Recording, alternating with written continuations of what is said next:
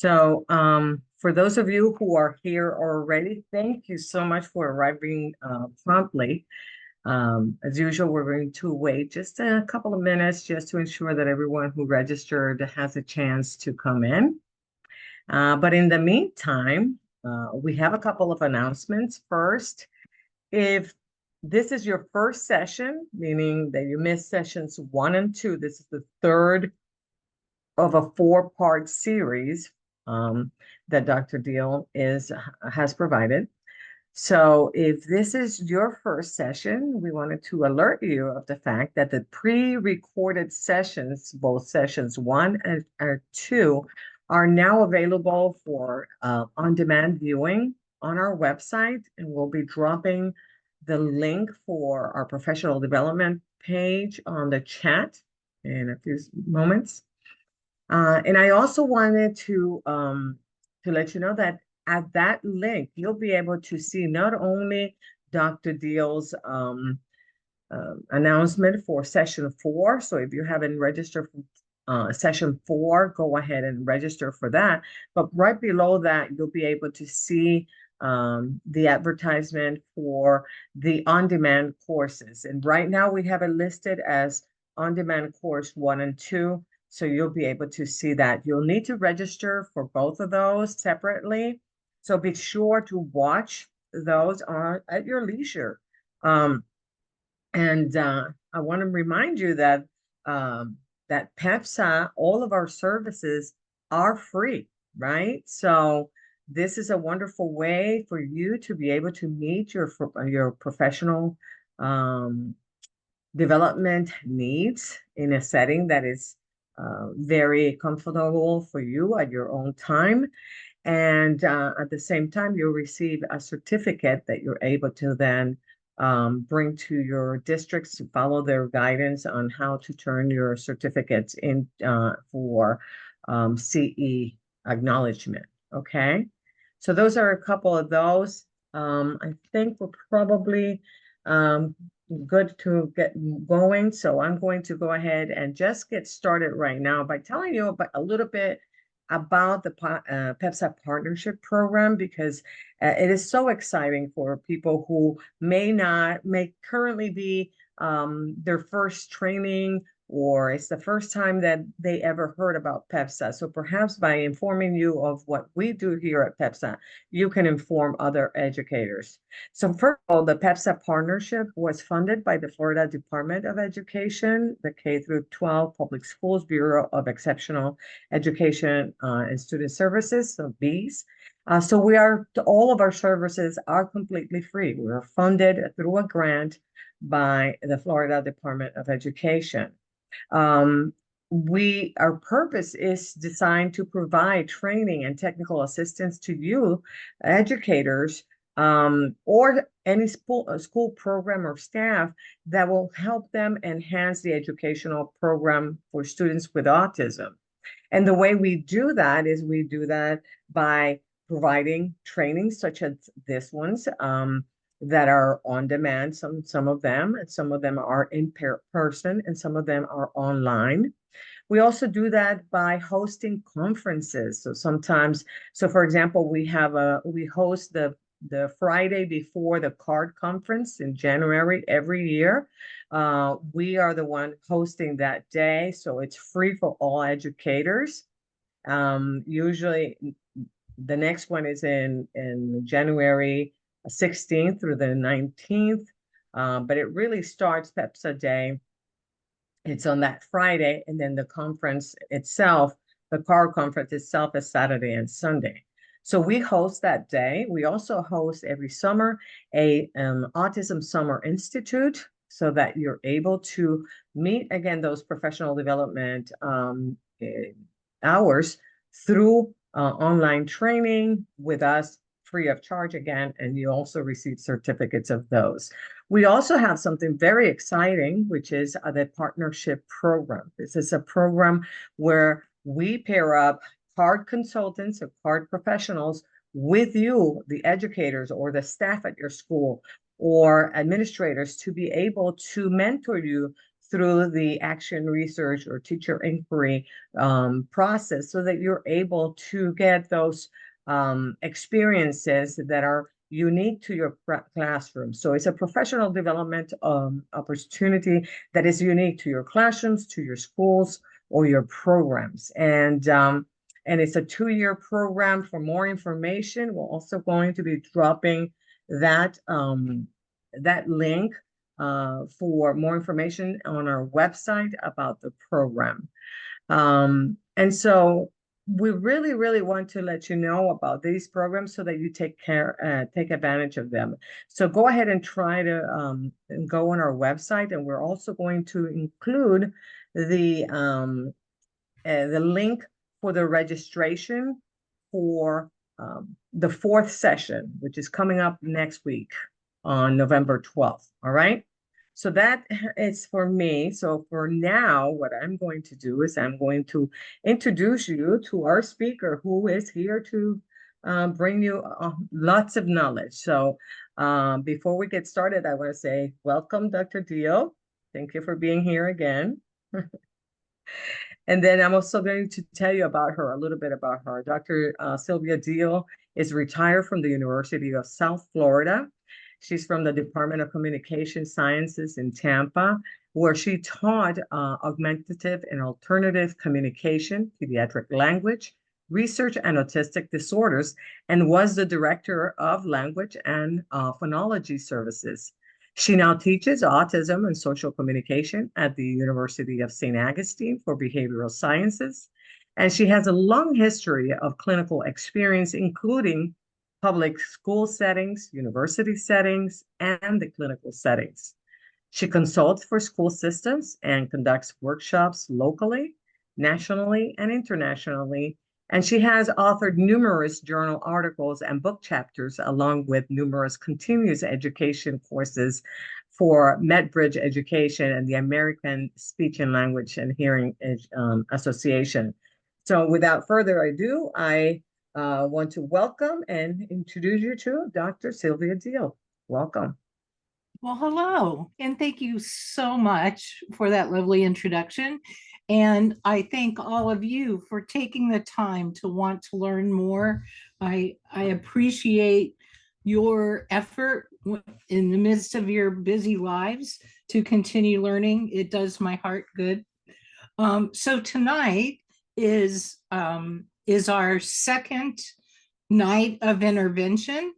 So we're going to talk a little bit about during reading and after reading, what we can do to make things easier for our children with, excuse me, with autistic disorder, to make them more of a part of the classroom, be able to really understand and comprehend things that may not be obvious to them, but may be obvious to us. So I chose these strategies, one that has the support for the mental connections of theory of mind and executive functioning that we talked about, that has a strong connection to autism and reading research. So I chose the strategies I chose are good for typical reading learners and autistic reading learners. And I'm just telling you how to tweak them to make it even more salient for our autistic children. For those of you that are worried about me saying autistic children, I do that for my friends who have autism, who have said that's the way that they would like to be addressed. However, when I have parents who would rather have child with autism, I do that also. So I have nothing but respect for the people I have dedicated my life to. So I wanted to bring that up. I also chose familiarity for general education teachers rather than novelty, because this supports including a child into the typical classroom. So I feel like if we all use really well-researched teaching methods, then we're more prepared to help our children seamlessly go through maybe the transitions that they will go through during their school. So in each strategy, I usually give a description, what it support, and the process that make it friendly to autistic learners. I will make time for questions at the end, but as we go along, after each kind of section, I'll also ask you to go ahead and write your questions in the chat. Also, if we have active participation things, you may write those also in your chat. I don't have any way of seeing those.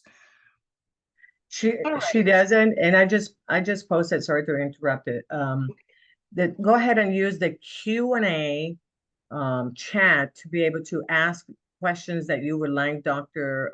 Diehl to answer as we go through, and use the chat just for comments among yourselves or to ask for anything related to PEPSA links and all that stuff. Okay, sorry.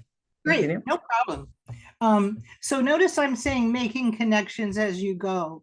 Remember, autism is a disorder of functional connections. So our job is to make those connections, those content semantic connections, and those pathways, make new ones to go through. If you remember our first night, we talked about a study in which they did exactly that through reading intervention, and they could actually see the pathways opening up when they studied their brains before reading and after reading. So this means that what we do makes a huge difference. So get motivated and let's go. All righty, the first one I'm going to do is shared storybook reading. And people really think about shared storybook reading as only for little kids. But if you've ever read an interesting novel with a high school kid, you know that shared storybook reading excites everyone and it makes them motivated and ready to go. It gives them discussion between the children. So I'm going to start with little and go up as we go. But first, let's talk about whether the research supports it or not. It really supports the effectiveness of storybook sharing, particularly as a predictor of early reading abilities. You see all of those commercials on TV. If you want to do your child a favor, read to them. It's true, whether or not they have autistic disorder. It increases vocabulary development a huge amount, tens of thousands of words every single time just for reading together. It improves general linguistic performance. And I want to remind you that the child with autism's verbal ability is very predictive of their reading comprehension. So we know if a child struggles with oral language, listening comprehension, they're probably going to struggle with reading comprehension. The really wonderful thing that I see happening with the children I work with is that once their reading starts to come along and they start understanding how to make those pathways and those semantic connections, their reading comprehension is actually sometimes much better than their auditory comprehension because they are visual learners. And emergence literacy knowledge. Probably a lot of you are aware of Dr. Justice and her work, and it really shows that storybook sharing really makes that emergent literacy knowledge blossom. It's most effective when reading aloud with children with instructional strategies such as expansions. So kind of think alouds as you're reading. Periodically, you might stop and say, oh, you know, that reminds me of a time when. Or that's just like when we read that other story. Those kinds of things, modeling those kinds of think alouds, modeling, even monitoring your reading. So, ooh, I don't really know what liar means. Let me look that up. Those kinds of things really help them. And of course, we know that everybody likes a bit of praise, but it needs to be specific praise, what you're really happy about, rather than generalized praise. I actually get a lot just out of head nods and smiles and a thumbs up. Okay, what's it do? It helps join attention. And that is one of the things that we really want to happen. We want children with autism to share our attention. And that is sometimes very difficult to do. So if we can start in the visual realm, we can teach them to start sharing there. And then later on, screens may become able to be shared and things like that, that are now kind of isolated things. It supports symbol development. The two things that autistic children have difficulty with, one is symbol development and the other one is joint attention. So here we have one strategy that helps both of those things. Oral language understanding makes understanding what you're reading easier, and comprehending what you're reading increases your oral language. So it really is a mutually beneficial situation. My daughter was dyslexic most of her life, or well, she still is, but she struggled to learn how to read, and she was not fluent until she was almost in fourth grade, at the end of third grade. And she had a wonderful speaking vocabulary, but she didn't know those words when she was reading, simply because she did not read enough to make a difference. She caught up, though, by the way. She's a principal. She's working on her doctorate.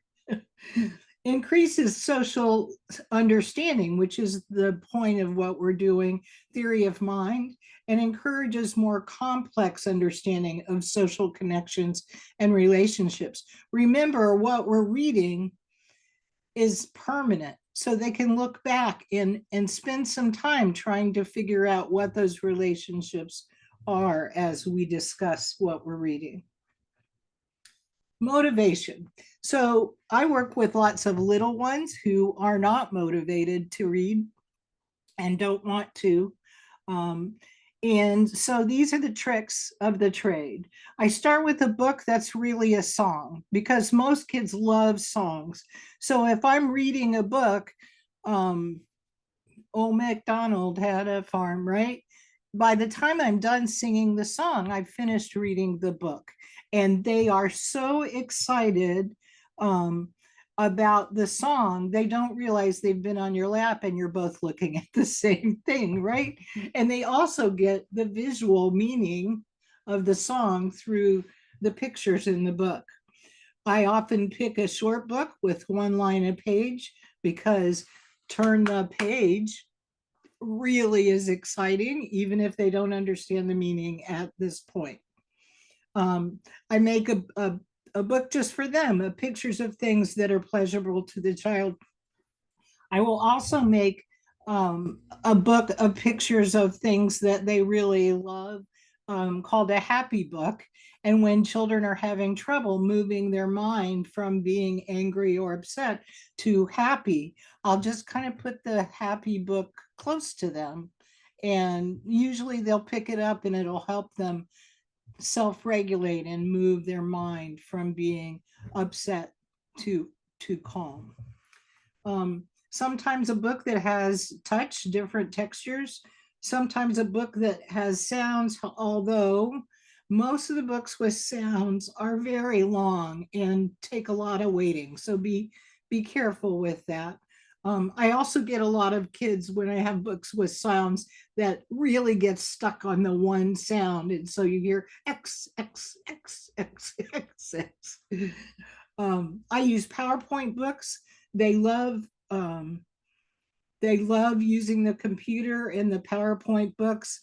And I take pictures and experience stories, and if I don't have time to do that, then I'll use just pictures around the class and stick it in Pictello. And then that is an AAC device. Pictello is wonderful. So you just put your picture up and the student can actually type in what they want to say to describe the picture, or you can, and the book can be read to, be read to them through the app, or they can read it themselves and then check themselves. I use Pictillo an awful lot, and PowerPoint books, because you can leave them up on the computer, and if they don't have anything else to do, they can choose PowerPoint books and read those up there. I have lots of them if you want me to share. Okay, so what is book sharing exactly? It's simply reading books with children with a gradual shift from adult-led comprehension to child-led comprehension. But it's a group reading, which is very nice. It's either, when they're little, it's usually a smaller, either a dyad or 3 or 4 kids. As they get older, it can be the whole class. Allows a child to learn from a more experienced reader. Remember, I was saying you can comment using think alouds, things like that. And then you can look for teachable moments to teach the cognitive and affective understanding that we talked about with theory of mind. So recognizing emotions, how do you think someone felt, or understanding perspectives. Do you think from there she could see that? Things like that. And so you ask questions that promote these concepts. And I use a lot of thought and speech bubbles to help understanding. I got those from Comic Strip Conversations. And it's a lovely way to teach children what a thought is and how a thought is private, and how a speech bubble goes out of your mouth into other people's ears, because lots of times they won't even tell us when we're sick because they think we know what's in their head. They don't realize that we all have different minds, and thought bubbles and speech bubbles really help you show them what is in your mind versus what is in their mind. The outcome in reading is for all children to become the storyteller and the adult to become the active listener. All right. So before we do a little activity, I just want a general reminder about theory of mind, because not all of you were here in the first time. So cognitive theory of mind is knowing, believing, remembering, imagining, those kinds of words, things that you do in your mind. It's mental, cognitive concepts. Affective feeling of mind is things that impact our emotions, what we feel, what we like, what we value, what we adore, what we hate, all of those kinds of things. And we can have theory of mind both between me and another person, or you and another person, and for myself. Do I understand myself even? Interpersonal. Okay, so now I'd like you to take about 5 minutes, and we're going to go back to our little shepherd boy crying wolf story. And I'd like you to write down 3 questions that you could ask while you're reading into that support TOM. So for instance, I might say, how did the shepherd boy feel while he was watching the sheep? Right? Any questions about that? No questions right now. All right. All right, if you need any questions, no problem. I'm going to keep this up there. See if you can write 3 questions that you might ask if you're doing a group reading with your class.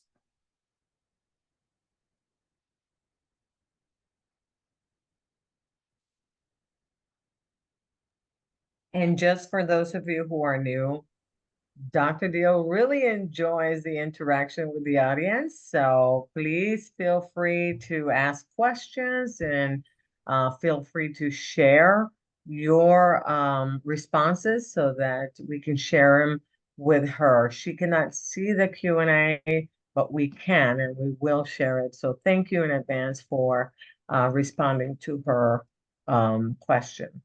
And I promise not to be critical. I really do. I love that you're here and you're learning, so there's nothing wrong. You can't say anything wrong.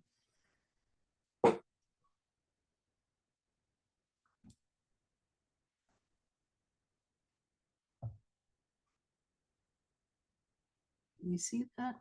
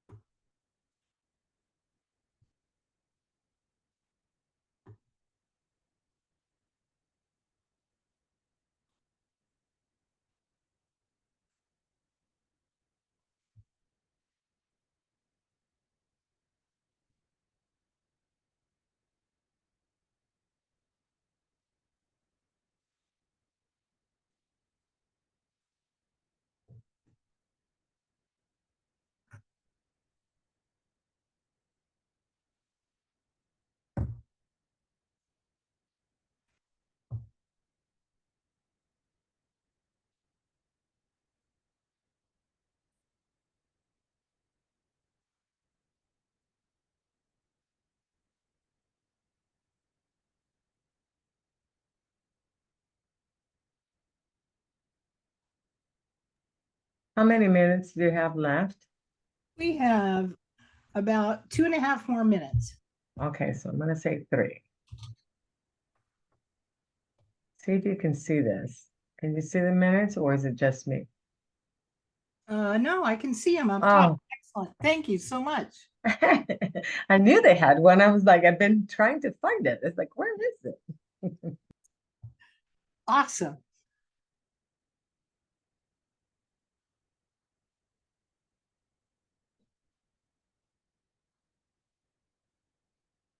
You may even want to think about having both a cognitive TOM question and an affective TOM question if you feeling fancy.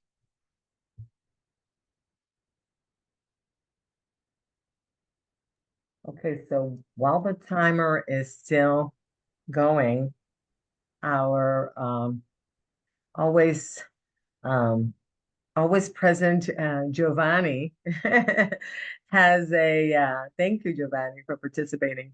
He has 3 questions he wrote. The first one is, how did the villagers feel when the boy shouted wolf the first time? Perfect. And he follows that one with, how did the boy feel when he laughed at the villagers? And then on the third questions he has, do you think the boy was funny? Why?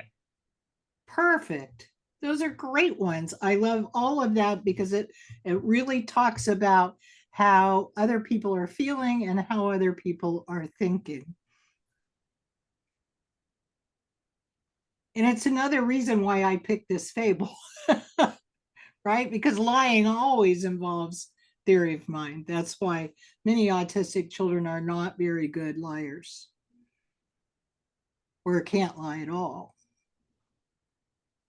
I get excited when they can lie. Thank you again, Giovanni, for participating. You are so wonderful with your participation. Thank you so much. He is. He's great.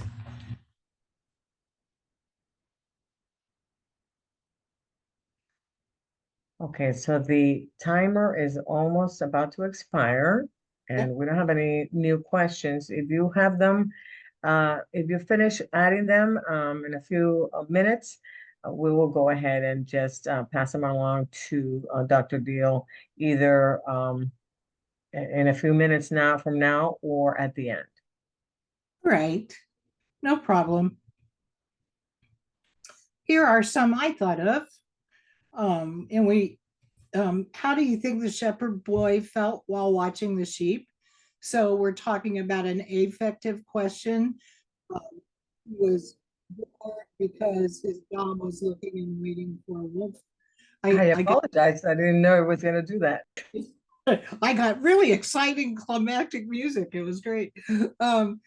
What was the shepherd boy's plan to amuse himself? He was going to call wolf and then laugh, right? Um, when the shepherd boy called wolf, what did the villagers do?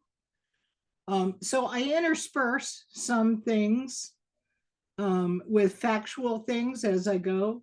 How did the villagers feel when the boy first time called wolf, which was exactly Giovanni's question? They were worried about the sheep. They thought there really was a wolf. What did the boy do when the villagers rushed to help? They laughed. He thought it was funny. How do you think the villagers feel when they realized there was no wolf? They were mad because they were fooled and the shepherd laughed at them. So you can go through, I would make very sure that they understand the sequence of the story first. So I might do an overall kind of sequencing of the story before you ask questions after the story, but as you're going along, these questions are perfect. So what lie did this, whoops, I didn't do the whole question, I'm sorry. What lie did the shepherd boy tell? What did the villagers think the third time the boy called wolf? And that was a good one because the boy was fooling them again, which is what gives you the moral of the story, right? What was really true? The boy was telling the truth this time. The wolf was really there. This right here is very similar to the task that we give for theory of mind, right? What did they think and what was it really? And to see if they can tell the truth. Okay, so what happened? The villagers did not help. And how did the boy feel? He was sad and upset. We think, we don't really know in this version, right? Which is also a wonderful thing to put in your questions, an answer that you're not sure about, so they could say, maybe, or I don't know. That is a really valuable lesson for kids with autism. Okay, so when we're doing shared storybook reading, whoops, sorry, before I choose the book really carefully depending on the child because motivation is very important for early reading for them. I make sure the content is interesting to them, the length is short enough to keep them wanting more, that there's some visual appeal. I was in a classroom one time where they held up little tiny storybooks for a big classroom and she's reading it to the whole class and it really didn't go over too well, right? Can they make a prediction from the cover? That's what you learn in Reading Class 101, right? What do you think this book's going to be about? That's a way of activating their schema, as we talked about last week. A choice of two if they're just learning predictions. So if there's a shepherd and a sheep on the front, you can say, oh, do you think it's a story about a boy and a sheep? Or do you think it's a story about SpongeBob SquarePants, right? And if they're really not connected with the content, they're going to say what they like, which is SpongeBob SquarePants. And you think that's silly. Why would they do that? But they do. Talk about the genre. Remember, we talked about how important knowing what you're going to read is, and for them to learn that. So talk about what a fable is beforehand. Use motivational questions. Gee, I wonder what's going to happen to the sheep. Prime vocabulary, as we talked about before, and talk about the source of reading. I got this out of a book of fables called Aesop's Fables, and show it to them. This all lays the groundwork for the later writing that they need to do. During reading, be positive, be upbeat, be excited or scared or whatever the book talks about. Read with expression and interest, because if you're bored, they're bored. Do more talking at first and then shift the balance and the jobs to the students. Pause, encourage commenting, expand in a supportive and non-corrective way. So if they said, oh, look, the boy is playing with the flute, right? You might say, yes, the boy is playing with the flute. It's called a lyre, right? Point out print features. If you have younger children, don't lose the flow though. Don't ask so many questions that they forget what the story is about. And ask questions that support theory of mind. Ask them how they know. Why is a great question if they understand why. Okay. After, talk about stories. Hang on just a minute. I just have to move something. Talk about stories, the stories, emotions, and cognition in mind. Help executive functioning. That would be the story's order, what's important in the story and what's not important in the story. Connect it to their lives. You know, have you ever told a lie? They don't need to say what they did, but you could say, can you remember a time when you told a lie? And then you can tell a story on yourself, right? Talk about the new words that they learned. Oh, we read about a liar. What do you think that is, right? What they want to read next. So maybe some other fables, and give them sources that might help them find others. So this is all, notice this is all what you get from reading with general education kiddos, right? That works for autistic kids too. But sometimes you have to point out the things that are the connections that they don't get. So now we're going to talk about choral reading grouping, which is a little different than sharing reading. Choral reading is reading in unison like a chorus with the teacher as the leader. All the students practice at the same time. Now, when you have young children with autism, sometimes it's difficult for them to go speedy. So if you're going to do choral reading, you probably need to slow it down.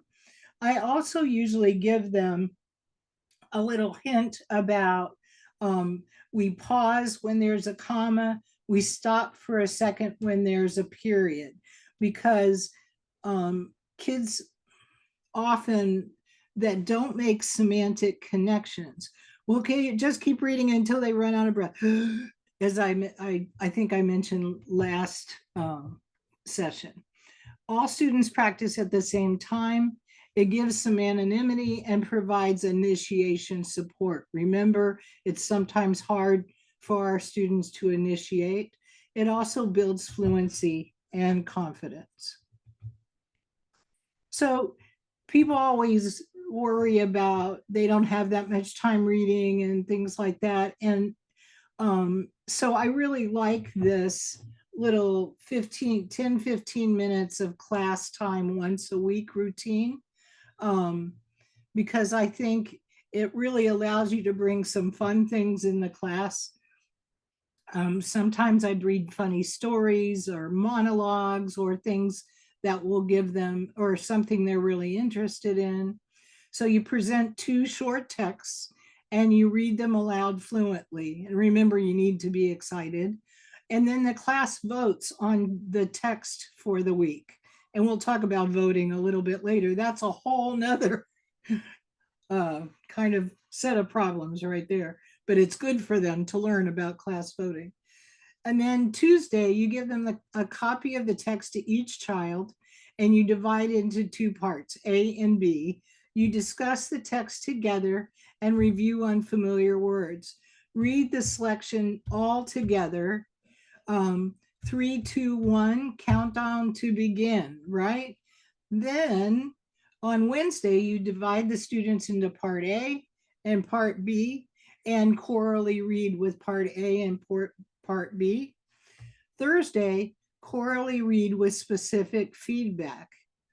And so then you want to give them a little bit feedback about, say she was saying, and the girl was really sad. You could say, how do you think the girl felt? Really sad, huh? Can you say it again for me? That kind of thing. And then Friday, you give a mini performance to another class or to visitors. Sometimes we'd invite the principal in the room or a counselor in the room. It builds confidence, and you can tailor it to the individual class, but it's like a mini reader's theater without a lot of practice and a lot of headaches on the part of the teacher. But I like this, and it's a fun time. The kids really loved it. So, collaborative grouping. In my experience, children with autism do two things. They either don't participate in the group, or they want to control every hair on every child and what they're doing. Neither of which is very helpful for anyone. So I came up with some ideas about how to help and really help make successful collaboration. First, I established the importance, the purpose of why they're in a group and what their job is. You need to write that up there. You need to really think, put that in there so they aren't going to just infer because you just read the story about the shepherd that the group role is also going to be about that. So make sure you establish the purpose and the importance. Then define their roles. When they're little, I'll give them even a name tag or a badge or a little necklace that says what their roles are, and then give them suggested language. So cooperative learning group example for the recorder, I would not make the autistic child the recorder unless you know they have good handwriting that's pretty quick, because that is pretty rare. Most children with autism write with very poor, here, let me see if I can find a pen or a pencil. Well, they write with very wimpy, what I call wimpy hands, and they're not sure how hard to hold something or how tight. So they'll either hold it really tight or press the point really tight, or they hold it so it's real spidery. Spidery is the more common. So be careful who you make recorder. So unless they type, most of my high school kids type because they always hated handwriting, and it's very difficult for them. So what is the recorder's job? They write down what the team says, right? Not word for word, and that's another reason why it's difficult for them to be a recorder, because they're usually not good note takers because they don't paraphrase well yet. Repeat the words for the team as you go. And then recorder language. Is this what I should write? You know, you practice how you do that. Please slow down. Say that again. Here's what I have so far. What should I write next? So this is kind of a little scripting, but it's okay. It gives them an idea of what their job is and what they should do in their job. The task director. So the task director's job is to keep the team on task. And this is a great job for autistic children because it keeps them on task too. Make sure the team understands and agrees with the answers. So things like, let's review the rules. Should we ask the teacher? We have one more part to do. Let's read the directions again. Does everyone understand? So task director is one job that they do really well. And I have to say, I have little video modeling of each job so they can see how it goes. I would have showed them to you tonight, but I don't have permission from one parent, so I couldn't do it. I tried. All right.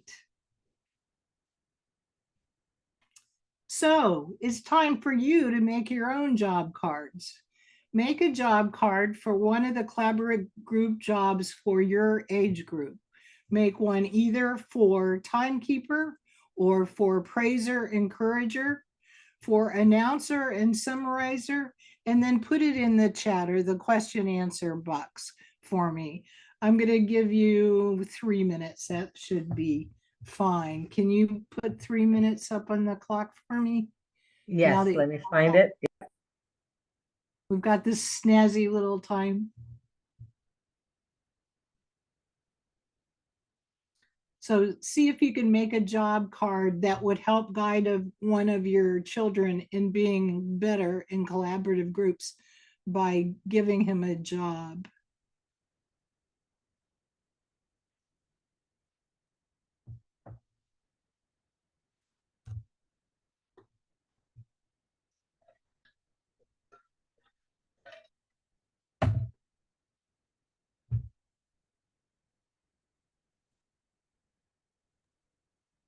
Again, we encourage you to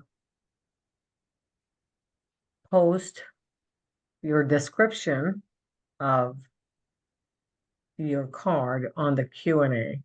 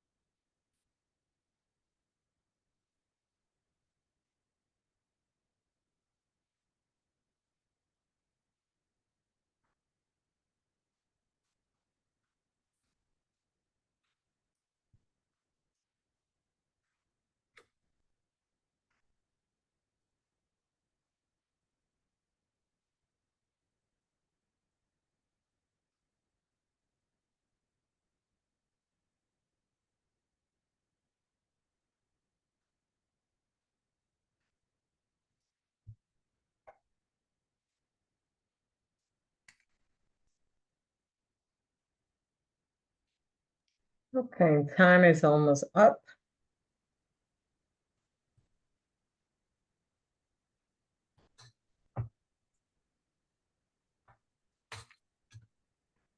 I don't have any responses yet, so. Oh, there's one. Spoke too soon. Oh, good. Okay. So Giovanni again, he says, job, praiser / encourager, description, provide descriptive praise and social encouragement, things to say. I like how you are, ... You're the best, ! I love saying that. You can do this, ! Yeah, I love And you can ask for help if you need it. This is not my strength. Giovanni, I think that I think that was he may have been referring to himself. I do not know, or was he referring to the student? I was talking about myself. I figured that. So you're exactly right. A praiser encourager usually says things like, we can do this. Look, you've already done blah and blah. We only have this to do. You guys are great. You're doing it. We're almost done. All of those kinds of things. It's great. Good. Thank you So again, Giovanni. yes. Bless you. I would feel like I'm just talking to my computer.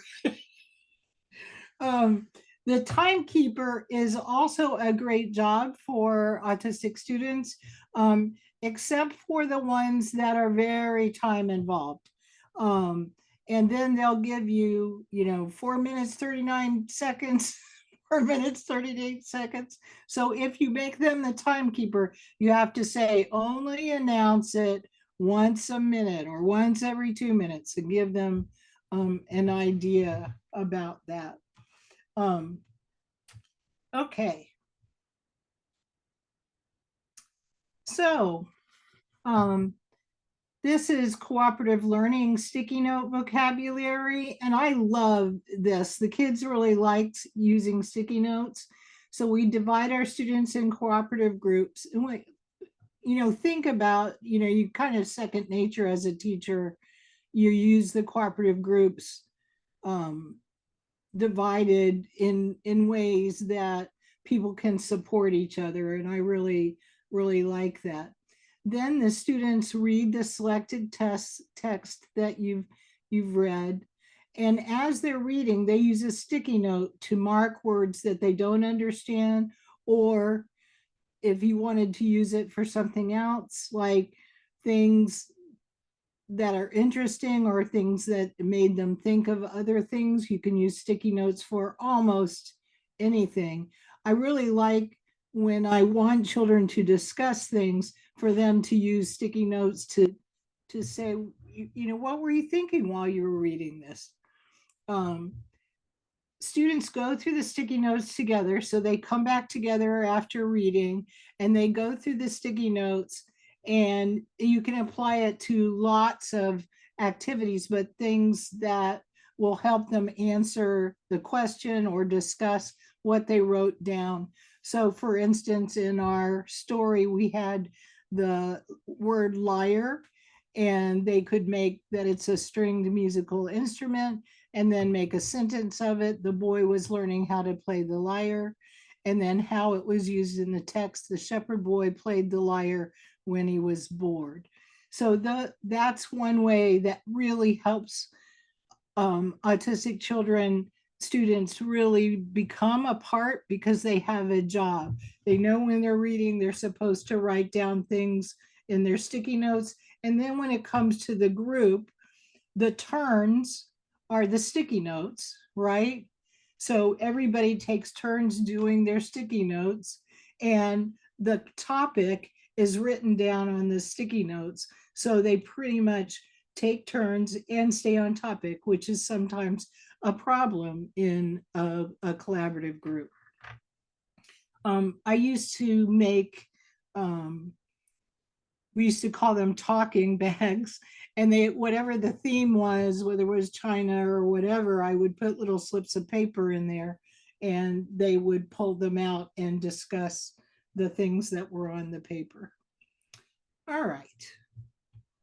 So now we're going to move from during reading to after reading.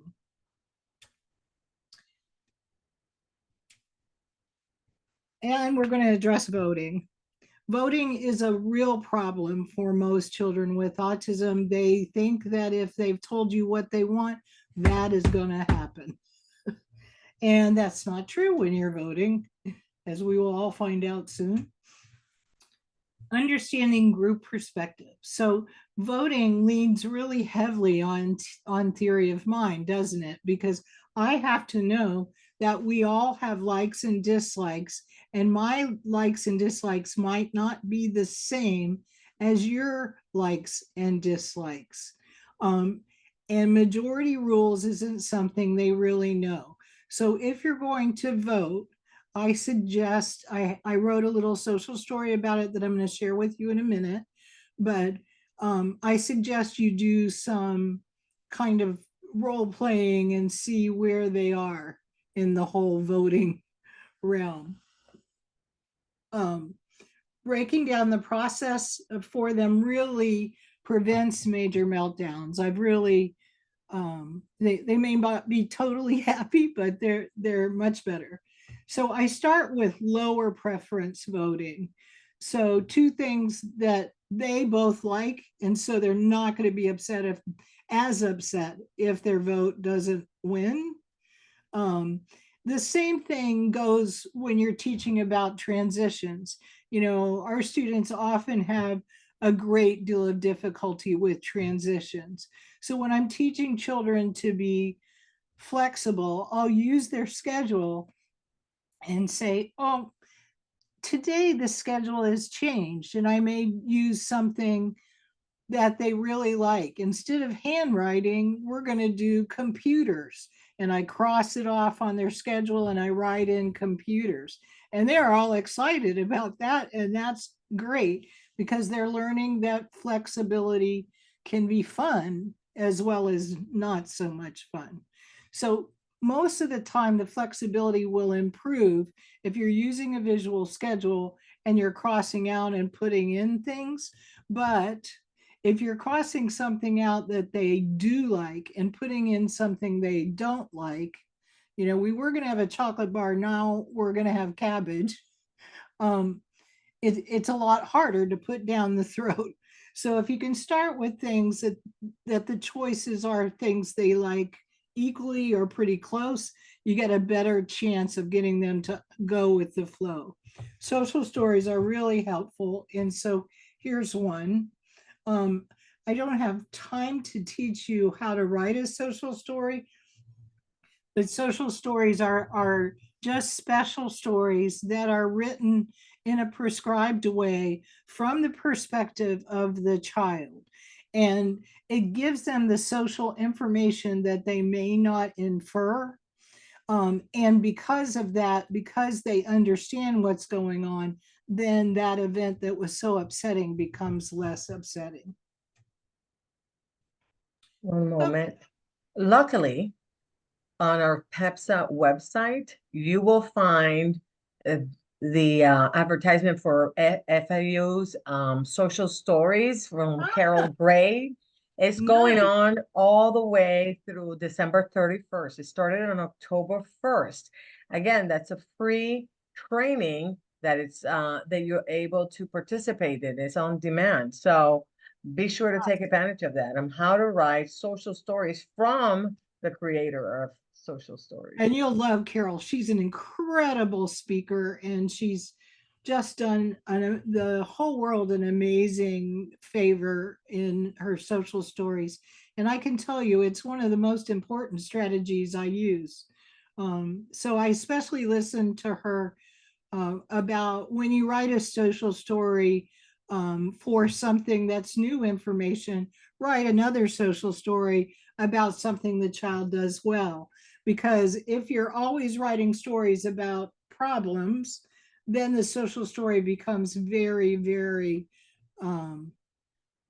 feared almost, you know, and you lose that strategy, which you don't want. Okay, my voting story. I go to school to learn new things. I learn with my friends in class. Sometimes my friends and I get to make a choice about what we're going to do. My teacher tells us what our choices are. So that's my introduction. I'm introducing having choices about what we're doing. Students make choices. My friends make choices about what they want. I think about what I want. Sometimes we all want the same thing, and sometimes we all want different things. And so here we have the kids with their thought bubbles. They either want number 1, number 2, number 3, or number 4.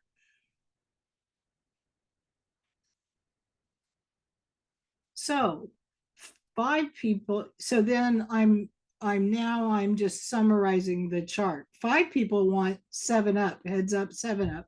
2 people want to read. 1 person wants to take a walk, and 1 person wants to dance. Deciding what we all want, when we all want different things, what activity has the most votes. So go through and play heads up, 7-Up. You notice that that has the most votes. So I always say, 5 of your friends want to play heads up, 7-Up. 2 of your friends want to read. 1 wants to take a class walk, and 1 wants to play a dance video. 7-Up got the most votes from the class because 5 is more than 2, 1, and 1. Because heads up, 7-Up has the most votes, this is what the class is going to do. I voted to take a walk. I'm a little disappointed that I didn't get my vote. Maybe next time my choice will have the most votes. I can still have fun playing the heads up, 7-Up game with my class. So this is a kind of a short story because of the situation, but you may want to then again summarize it in class when we have a choice in our activities. Sometimes we vote to see who wants to, what the class wants to do. The one with the most votes gets to do their activity, right? So on that voting main idea, you can use voting for learning too. And this is something most classes do, right? Give the child cards to vote for 1, 2, or 3, or you can use fingers, or even heads up, thumbs down. So main idea is something that most autistic kids have trouble doing because it's that central coherence part that we were talking about, taking what's happening the most out of the story. What is the story about? So I start from picking really disparate content areas. So the story is about where panthers live, a boy who lost his mom, a shepherd boy. So then I make it a little more difficult. This was a story about tigers and elephants at the circus. This was a story about Maine animals who bit people. This is a story about a boy who played a joke on villagers. And then I put whatever the main interest is of the autistic student as a choice, because I want to know if they're really looking at the content or if they're really just picking what it is they want.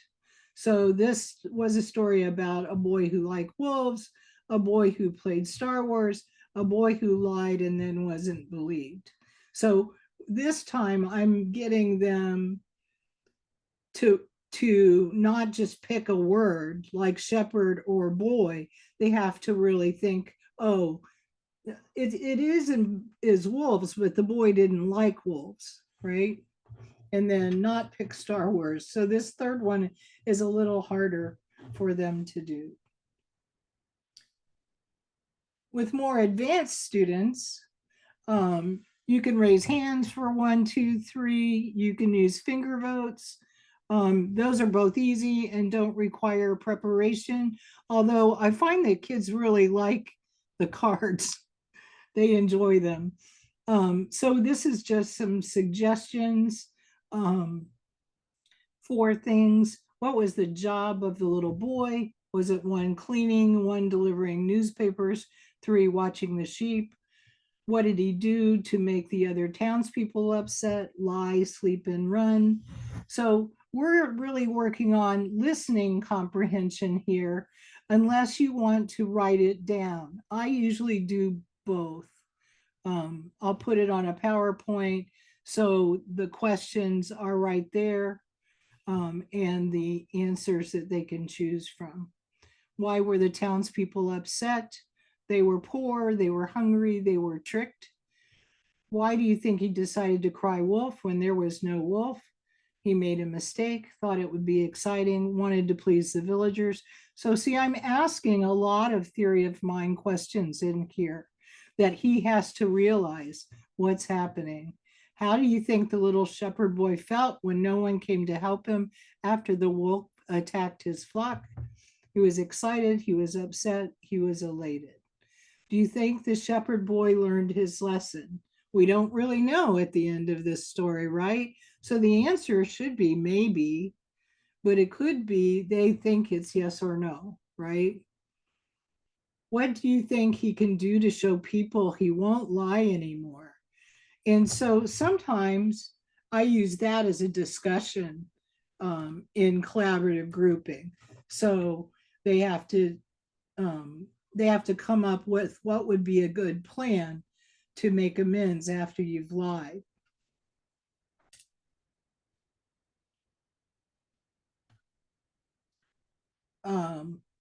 So with even more advanced students, you would work on what would be another good title for the story, so they could come up with another title.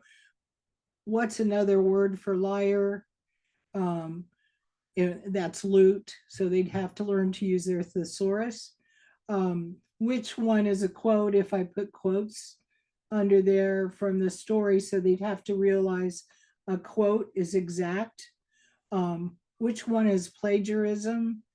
And so you give one that's kind of a quote or uses part of a sentence exactly. Which one is a good paraphrase? And then what's the moral of the story? Besides the main idea and details about the main idea, character perspective is another thing that heavily involves theory of mind. To think about it, you have to know how the character would feel, how it would how that character would interact with others. It's heavy on theory of mind.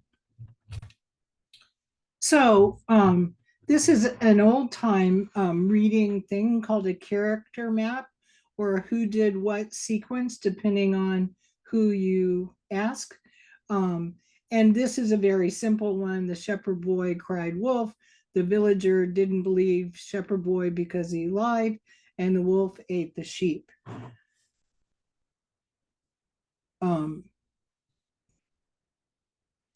Compare and contrast. We talked about graphic organizers last time, but compare and contrast is really, really helpful for character, learning about characters and how they can be the same but be different. So I use a lot of Venn diagrams.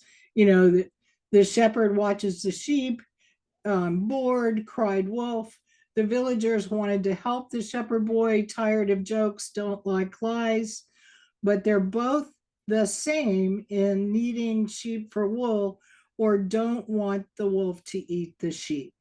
So those kinds of things really help them see, other than black and white, this is this and this is that there are interactions. Remember, we talked about connectivity and making connections.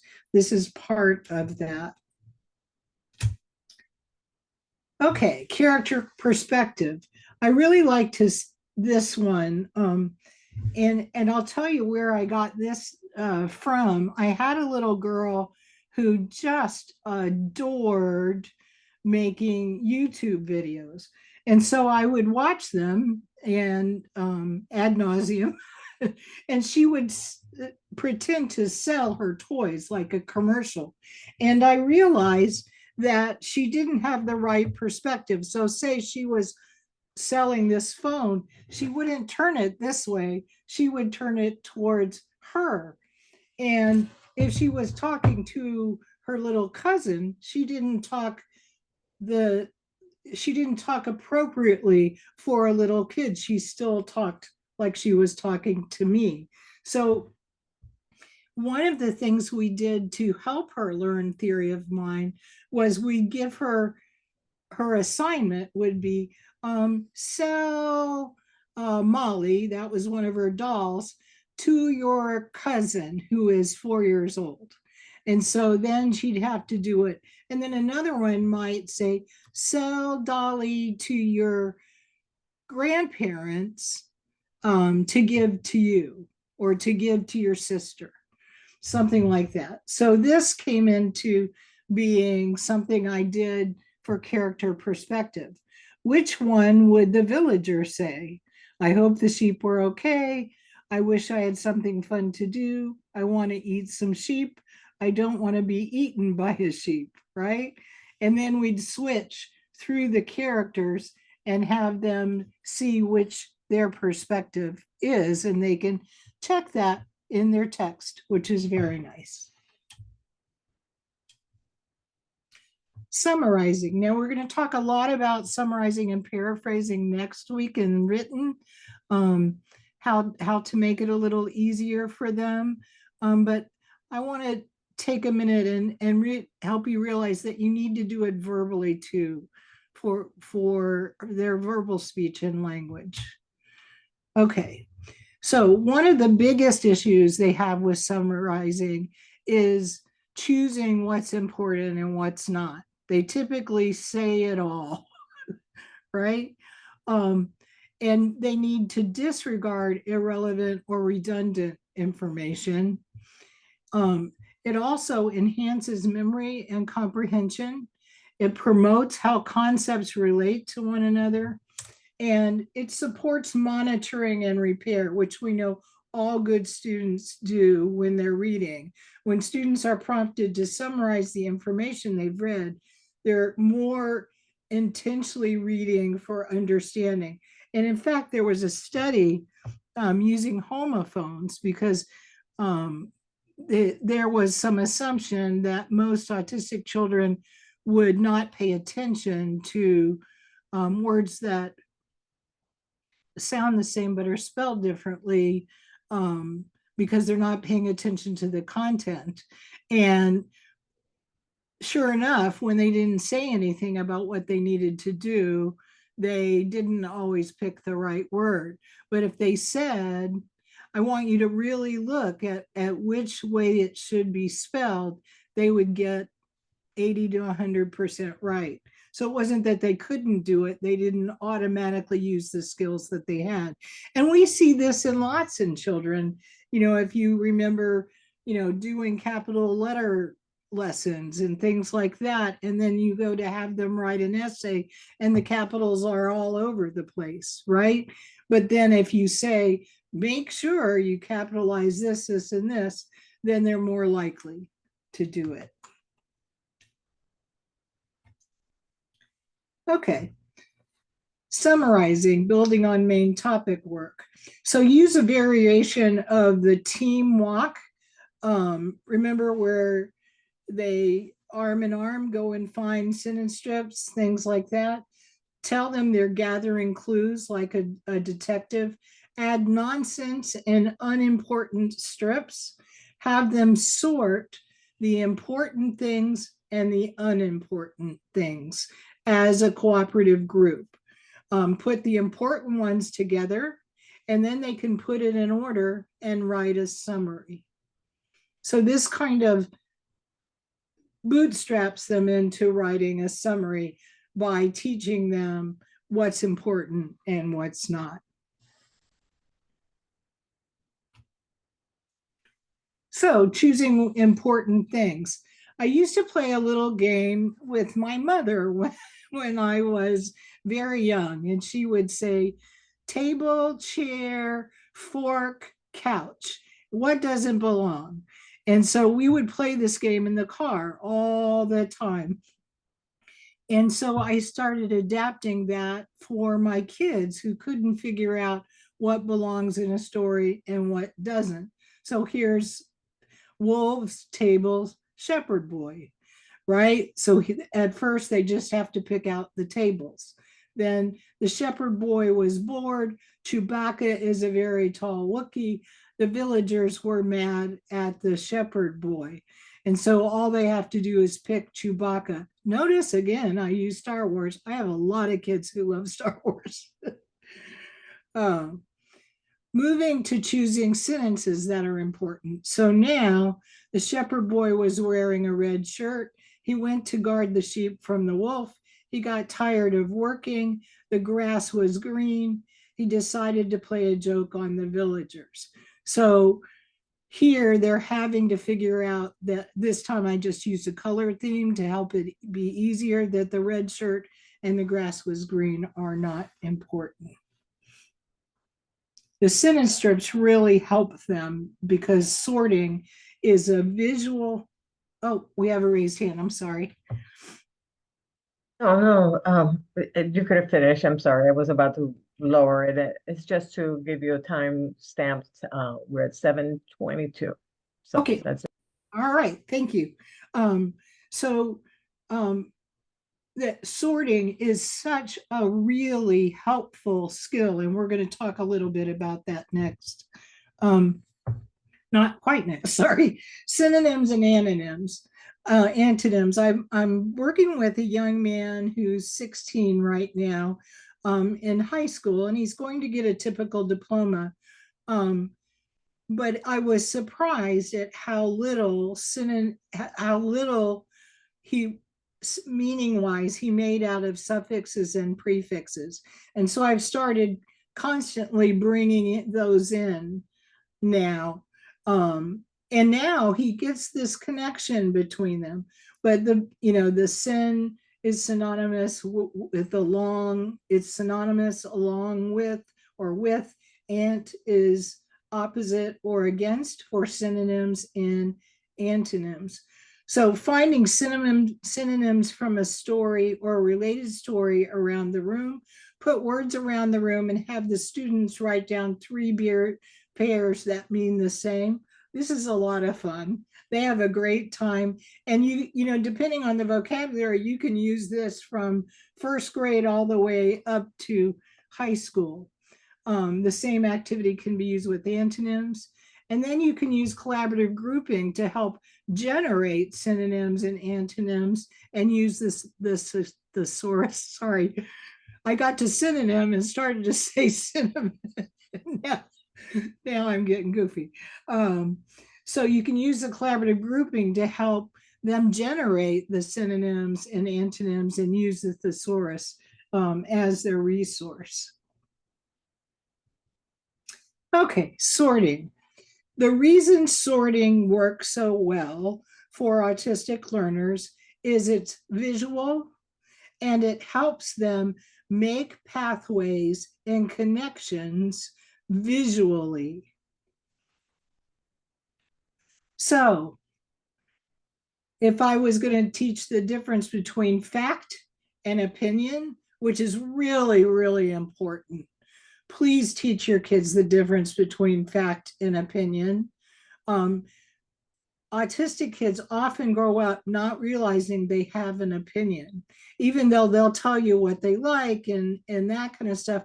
When you ask them something other than physical objects or activities about a book, about something that's happening in the world, they don't know how to have an opinion. And we need to really make sure we do that from early on. I think we do a good job with little ones with choices, but we also have to have an opinion. Which one do you like?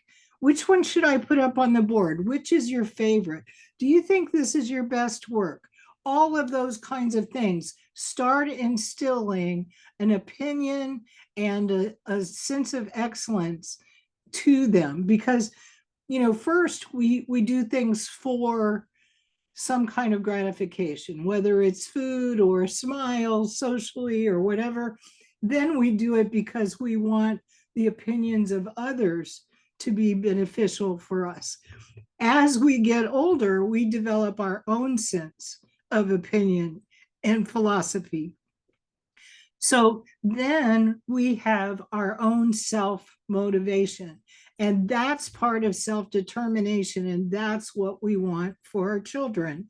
And so getting opinions is so important because that's another step to self-determination and self-advocacy, and having opinions and knowing that they are an autonomous person who can be competent and who are supported, because those are the things that are motivating when you're not motivated. So if you want to motivate a student who is not motivated, you need three things. You need the person to feel like they know that they have their own mind, right? Which starts with what color do you like? What do you like to eat? What's your favorite TV show? All of those kinds of things. And knowing that others have their own mind. So in my preschools, we make little books for our families. My favorite things, my dad's favorite things, my mom's favorite things. And as we go along, I ask them things like, we're going to buy a blouse for your mom. What color do you think your mom's blouse should be? Can you see from your book where you go? And they go, oh, my mom likes blue. We should buy her a blue blouse, right? So you start from there where they have opinions and they understand minds. And then as you go along, you build it through things like this, through discussing things and discussing topics. So 3 things to motivate. You need to be autonomous. You need to be competent. In other words, you need to think that you can do things by yourself. And this is a problem. I still have high school students who won't eat until they're prompted. So we really need to have children who can independently do things without being supported all the time. Really be aware of your prompts and your supports, because every support you give that isn't needed is another nail in that coffin of that child not being independent in the community. So that's my little aside. So opinions. This is just an added, if you have kids who have WH question problems, sorting is a great way to learn that who's go into the who box, where's go into the where box, times go into the when box, what objects go into the what box. And this is a great way to have an answer bank for your questions for little ones who have difficulty, because they get nouns, right? That's a desk, that's a pen, that's a computer, but what's a who and what's a what and what's a when and what's a where, right? So this gives them a visual way of answering questions about a story and having an answer box for your questions in the beginning until they really get it.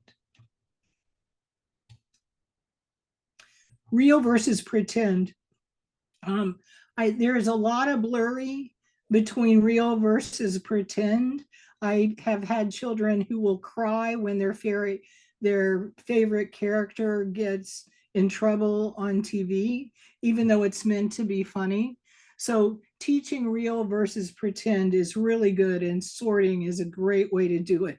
I had a child who believed he was a dog or identified as a dog. He would growl when he was upset. He would try and lick you. And when we sent him on errands, he would even lift his leg on the secretary's desk. And so I taught him real versus pretend this way, but when I gave him the dog, he started to put it in the pretend box. And then he looked at me and he smiled and he put it in the real box. Persuasive arguments.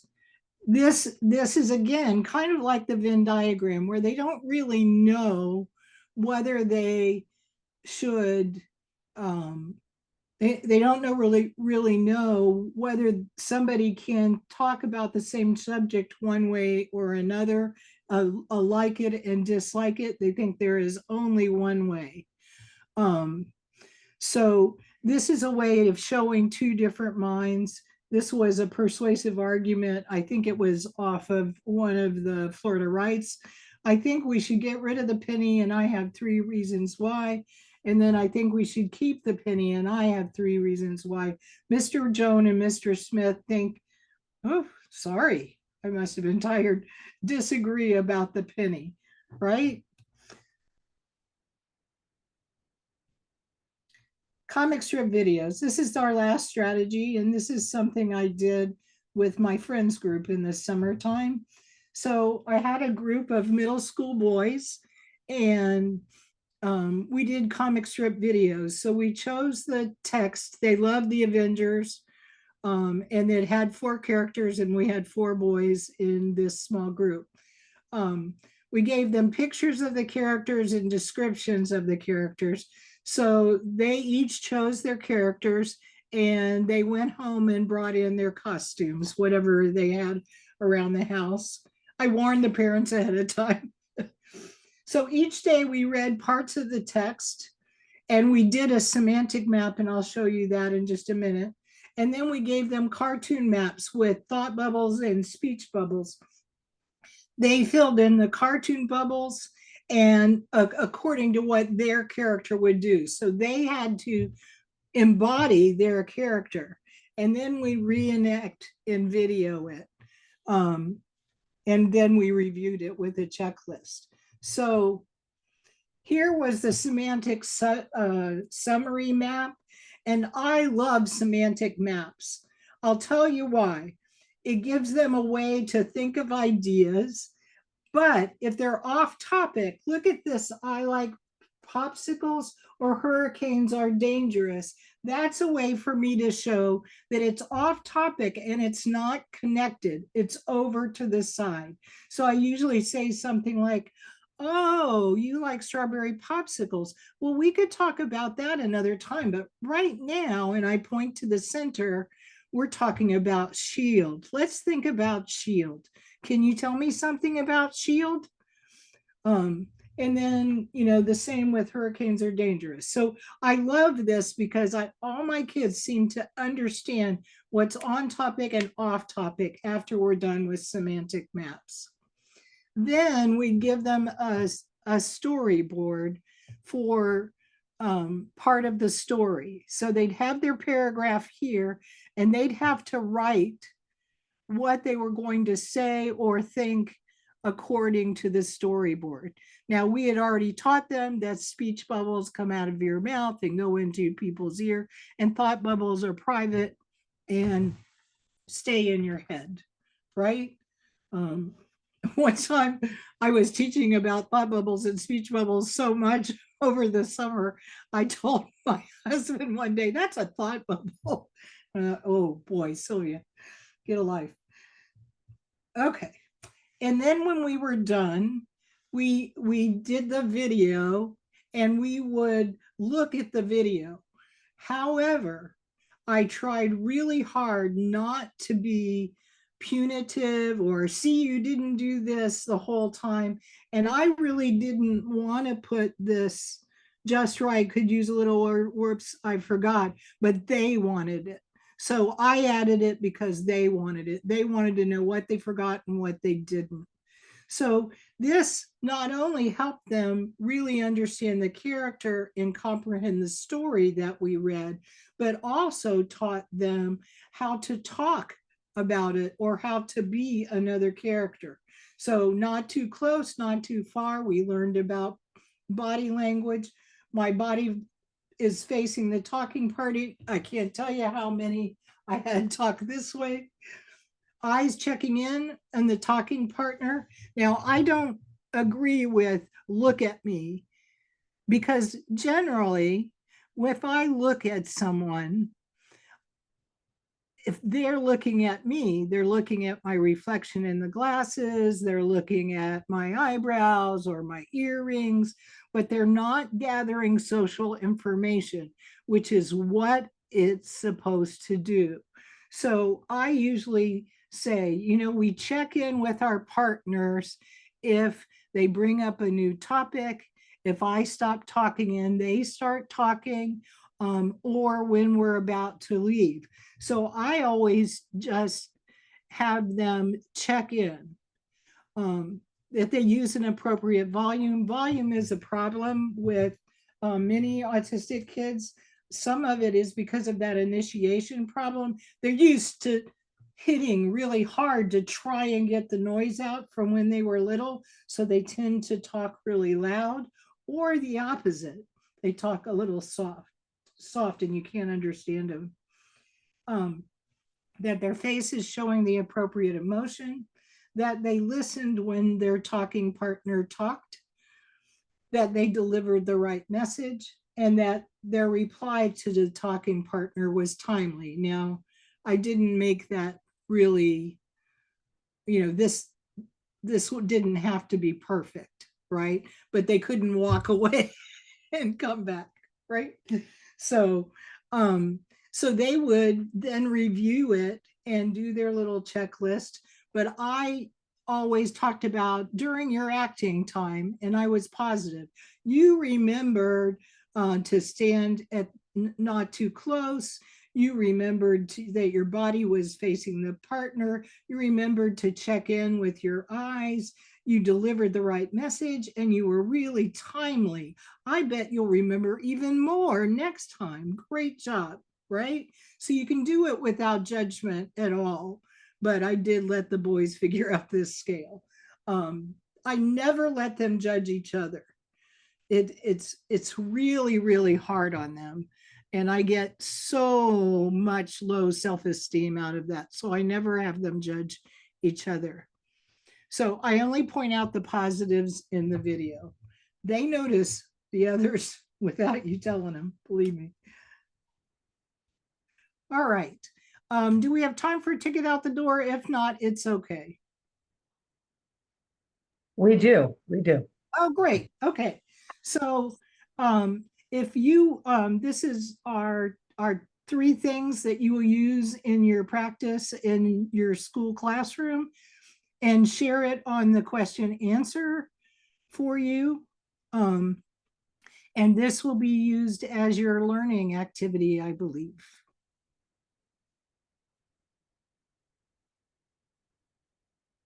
So I'll give you, what, about 3 minutes, you think? It's hard for me to judge because I can't. Yes, it is. I'm looking for the timer. Sorry, hold on. I'm sorry. If I leave it on in my thing, I cannot see the chat.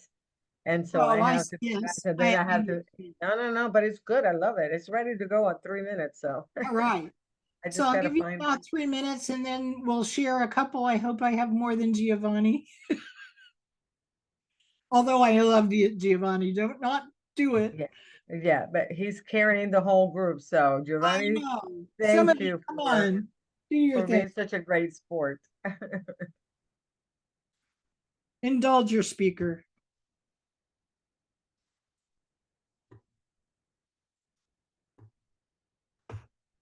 So again, for those of you watching, if you can please write in onto the Q&A section the responses to your ticket out the door.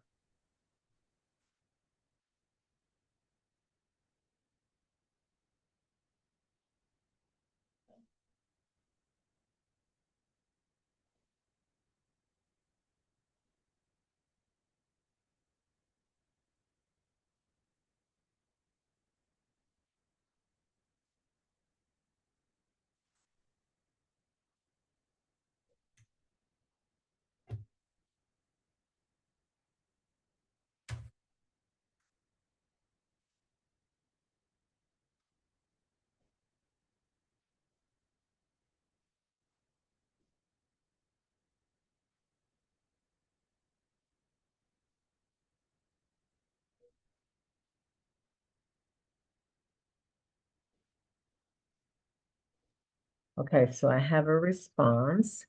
And again, it's Giovanni. Thank you, Giovanni. It says, I use some of these strategies with my clients, but at a lower level. Unfortunately, I can't teach certain skills because insurances do not allow it.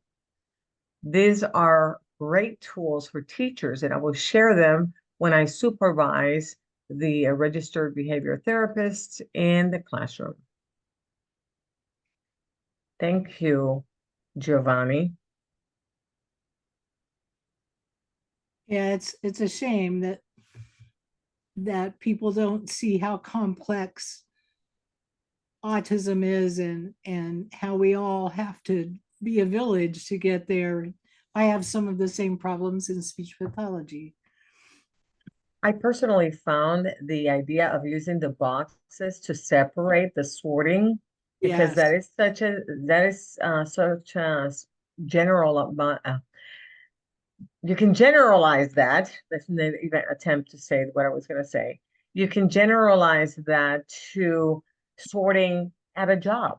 You know, yes, at this yes. level, we're at a higher level, but when you think about um, that, this is a skill that can be generalized to other areas.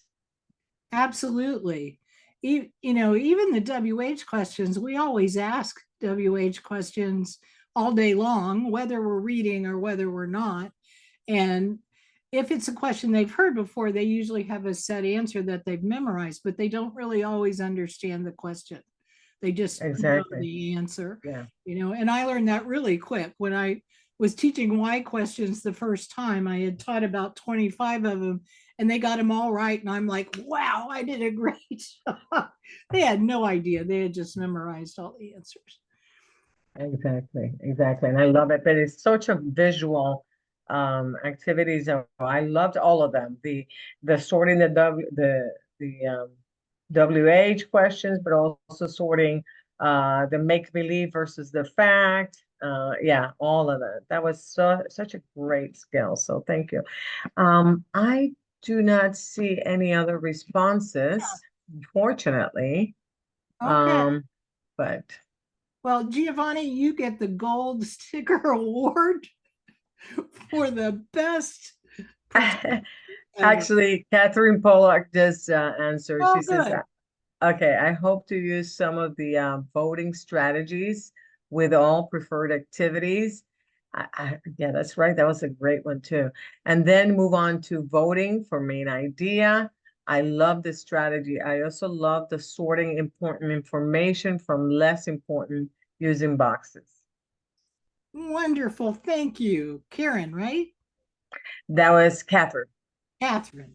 Catherine, thank you so much for that information. So I'm not sure whether we all have to turn that in or not. Do we have um do we have Yeah, they can go ahead and add it to the chat before we okay, leave. great. So that way, even if we don't get to read it, it will be registered in the chat, Okay. so we know that they fulfill that part. But anyway, as a reminder, really, as a reminder to all of you who are um, watching and are here, um, this is the third of a fourth series of a four series. If you happen to watch this at a later time when it's already in recording mode, I really would like for you to share this information with your peers, your colleagues, because the whole series has been a wonderful series. And if you haven't yet registered to the fourth session, which is coming up next Tuesday at same time, 6 to 8, go ahead and register for that, because like I said, we already have sessions 1 and 2. And for those of you who didn't register for session 1 thinking, no, I know the background, it really is very informative. Dr. Diehl did a great job of using visuals to let us know how the brain actually works and why theory of mind and language acquisition and all those wonderful things that she talked about.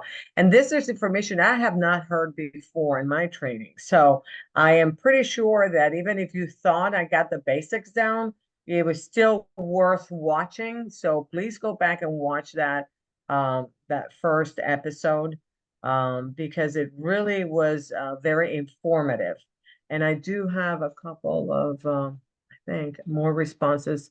I think. Let me see. Giovanni says, no, it went back. No, it just went back to the All right. yeah, Well, it just went back to that. Okay. Thank you all for your attention and your care and your learning. I can't tell you how Yeah. much we appreciate it. Yeah, so we want to thank you, and it really was very wonderful. So thank you for all of you again who have been here for all 3 sessions. And again, if you haven't or your peers haven't, your colleagues, please let them know that the recordings are available. So sessions 3 and 4 will become available as well in the upcoming month. But as a reminder, we'll see you again next Tuesday, November 12th from 6 to 8. And we encourage you again to also go to our website to check out other trainings. For example, we talked about Carol Gray's Social Stories, and she is fabulous. She's the creator of Social Stories. Yeah. And so it's available through FAU, I believe it is, and it's in an on-demand format, and it's going to be available all the way through December 31st. So if you haven't seen it yet, if you haven't watched it, go on our website. We have already added the links to the chat so that you can register for those courses as well. Again, these are all free courses, professional development courses that you can turn in to your districts for CEs, following, of course, their guidelines and whatever they have set up on their. But again, Dr. Diehl, thank you, and thank you all of you for being here. And at this time, we are concluding the presentation. Thank you. All right.